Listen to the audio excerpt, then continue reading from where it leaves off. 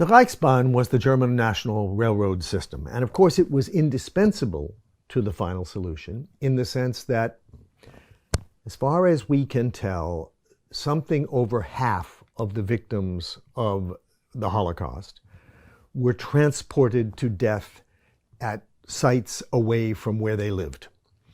And most of these people were transported by train, not all of them. In occupied parts of Poland, in the vicinity of some of the death camps like Belchec and Sobibor and Chełmno, they were brought by trucks.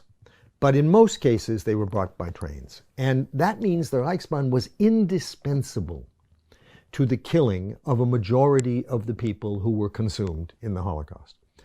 On the other hand, it wasn't causally important. The decisions that the Reichsbahn was executing were made by somebody else. The Reichsbahn was merely the mechanism, the means. And one of the hardest things to understand about the Holocaust is how small a share of the Reichsbahn's capacities were required to move over 3 million people to their deaths. It is difficult to calculate exactly how many trains were used to deport people. Yad Vashem has a project now where it is trying to trace that, and it has largely succeeded in tracing the number of trains, the departure dates, and their destinations from most of Central Europe and Western Europe and Italy and Greece and Hungary, but not yet from all of the occupied parts of the Soviet Union and from the general government, the part of Poland that Germany did not annex, but it occupied. Here, Yad Vashem is still trying to compile all that information.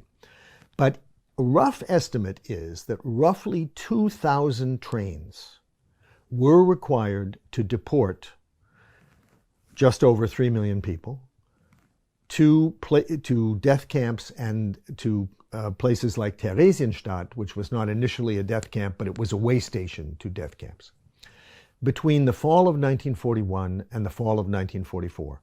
Now hold that figure in your mind, 2,000. The number of trains operating in Germany on any given workday in 1942, let's say, when these deportations were at their height, was more than 28,000. In fact, the total number of trains, and you can do this calculation a lot of different ways. I'm giving you the 2,000 figure and the 28,000 figure. But however you do it, the answer comes out the same way. The total amount of railroad equipment required to deport more than 3 million people to die in the Holocaust came to 10% or less of the daily traffic on German railroads during Nazi rule. In other words, a very small allocation of resources. Now, nonetheless, the SS could not have planned this itself. It didn't know how to run the trains. It didn't know how to route the timetables. It didn't know how to make sure that those deportation trains didn't interfere with military transports. For all of those tasks, you needed regular, full-time, civilian railroad employees.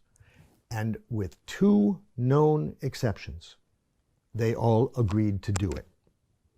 There are only 2 known exceptions of railroad workers refusing to stay at their posts because they knew what they were doing, they knew they were deporting people to death, and they were horrified by that, and they wanted a transfer.